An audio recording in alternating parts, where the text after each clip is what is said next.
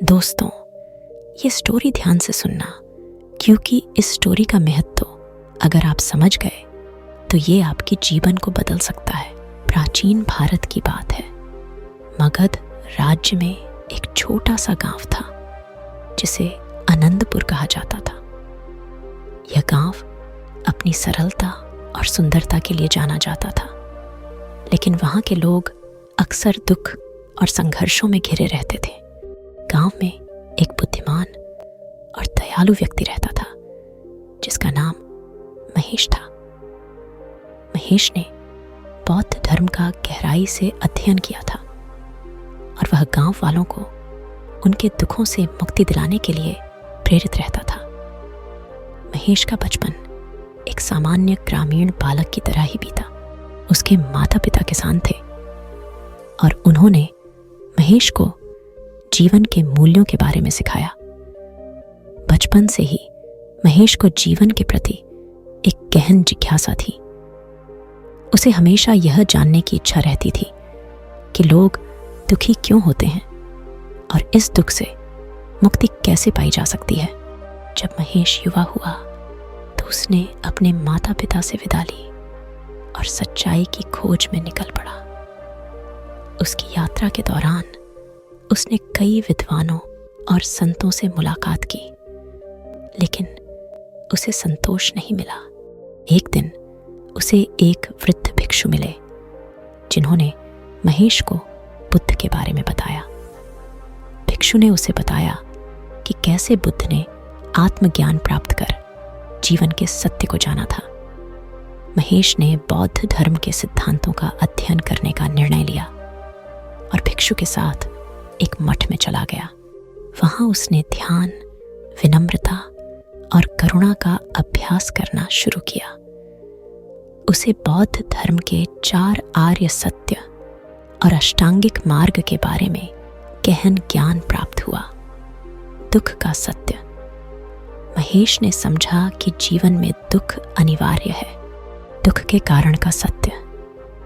उसने यह जाना कि तृष्णा और अज्ञानता दुख के कारण है। दुख के निवारण का सत्य। उसने महसूस किया कि दुख का निवारण संभव है। दुख के निवारण के मार्ग का सत्य। महेश ने पाया कि अष्टांगिक मार्ग से दुख का निवारण संभव है। महेश ने ध्यान और साधना के माध्यम से आत्मज्ञान की दिशा में कदम बढ़ाए। उसने समझा कि करुणा और सहानुभूति के माध्यम से ही वह वास्तविक शांति और संतोष प्राप्त कर सकता है। महेश के ज्ञान और आचरण से प्रभावित होकर मठ के गुरु ने उसे गांव लौटने और वहां अपने ज्ञान को साझा करने का सुझाव दिया। महेश ने गुरु की आज्ञा का पालन किया और आनंदपुर लौट आया। उसने गांव के लोगों के बीच बैठकर उन्हें बौद्ध धर्म की शिक्षाएं दी। उसने लोगों को यह सिखाया कि दुख जीवन का एक हिस्सा है, लेकिन हम अपनी मानसिक स्थिति को बदलकर इसे कैसे संभाल सकते हैं। महेश ने गांव वालों को ध्यान और करुणा का महत्व समझाया। उसने उन्हें यह बताया कि कैसे सरलता, सत्य और सहानुभूति का पालन करके वे जीवन में शांति प्राप्त कर सकते हैं।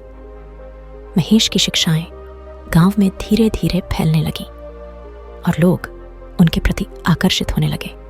महेश की शिक्षाओं का प्रभाव धीरे धीरे गांव पर पड़ने लगा। लोग एक दूसरे के प्रति अधिक सहानुभूतिपूर्ण और दयालु हो गए। वे अपनी आवश्यकताओं और इच्छाओं को समझने लगे, जिससे उनका जीवन पहले से अधिक संतुलित हो गया। गांव में संघर्ष और कलह की घटनाएं कम होने लगी और शांति का माहौल फैलने लगा। महेश ने गांव के लोगों को यह भी सिखाया कि कैसे ध्यान और साधना के माध्यम से वे अपने मन को शांत कर सकते हैं। उसने उन्हें यह भी बताया कि क्रोध और ईर्ष्या जैसे नकारात्मक भावनाओं का सामना कैसे किया जाए। लोग महेश की शिक्षाओं से प्रेरित होकर अपने जीवन में सकारात्मक परिवर्तन लाने लगे। महेश ने अपने जीवन के अंतिम समय में गांव के लोगों को एकत्रित किया और उन्हें अंतिम संदेश दिया। उसने कहा, सच्ची शांति हमारे भीतर होती है जब हम अपनी इच्छाओं को नियंत्रित कर लेते हैं और करुणा का मार्ग अपनाते हैं, तब हम वास्तविक सुख प्राप्त करते हैं।